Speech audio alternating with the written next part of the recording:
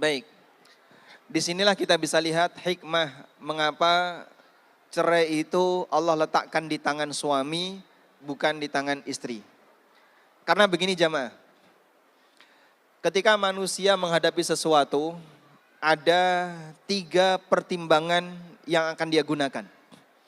Ini satu teori yang mungkin perlu kita pahami betul-betul, karena banyak kasus sebenarnya kita salah dalam menggunakan pertimbangan ini.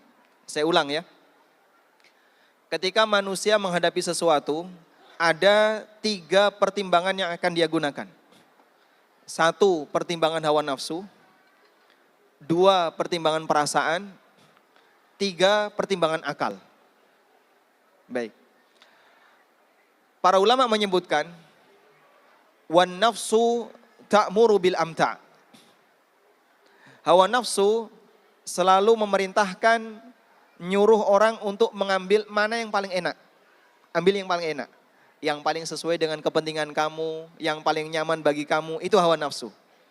Maka jika ada orang dihadapkan pada sebuah masalah, lalu pertimbangan dia adalah, udahlah yang penting gampang, yang penting senang, yang penting sesuai dengan kepentingan kita, itu hawa nafsu yang bicara. Yang kedua, pertimbangan perasaan. Pertimbangan perasaan wal atifah ta'muru bil arfaq. Pertimbangan perasaan itu lebih dipengaruhi oleh emosional. Kasihan, kemudian gampang nangis, gampang keluar emosi, itu pertimbangan perasaan. Baik. Wal aqlu ya'muru bil anfa. Sedangkan akal, pertimbangan akal akan selalu memerintahkan orang untuk mengambil yang paling manfaat. Baik. Wanita kita tahu di antara 3 ini yang lebih dominan yang mana, Pak? Perasaannya atau akalnya? Perasaan. Perasaan lebih dominan. Sedangkan lelaki yang lebih dominan mana?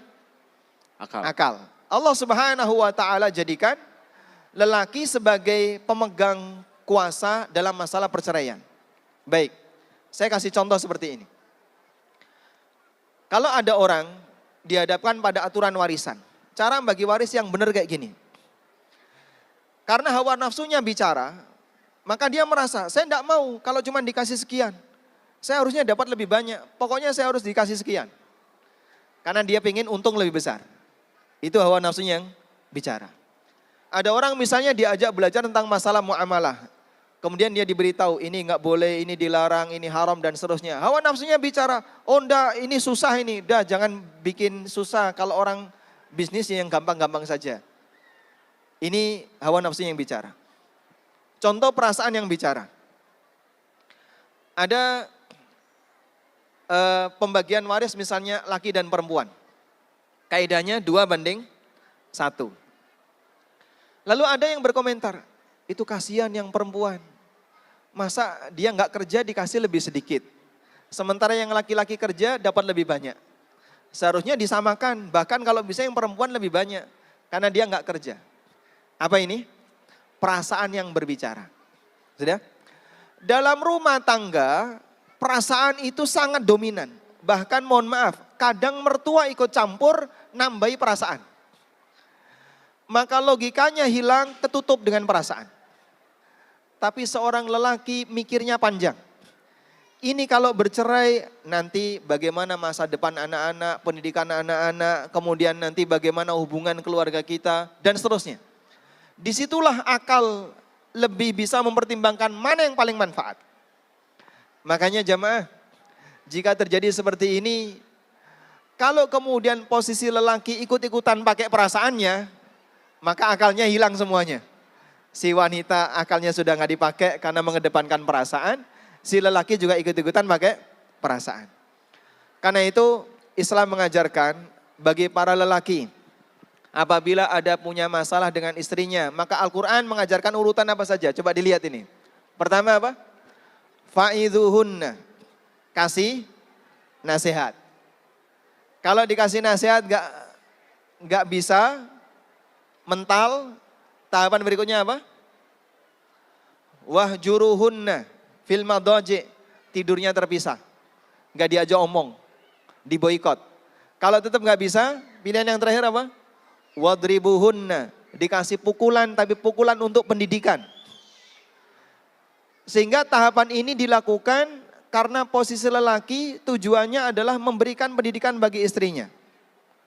Pak, kalau 3 ini sudah nggak sanggup gimana Pak? Kalau 3 seperti ini sudah nggak bisa. Suami diminta untuk bersabar dan bertahan. Anda punya akal yang lebih dominan, jangan sampai kalah dengan perasaan.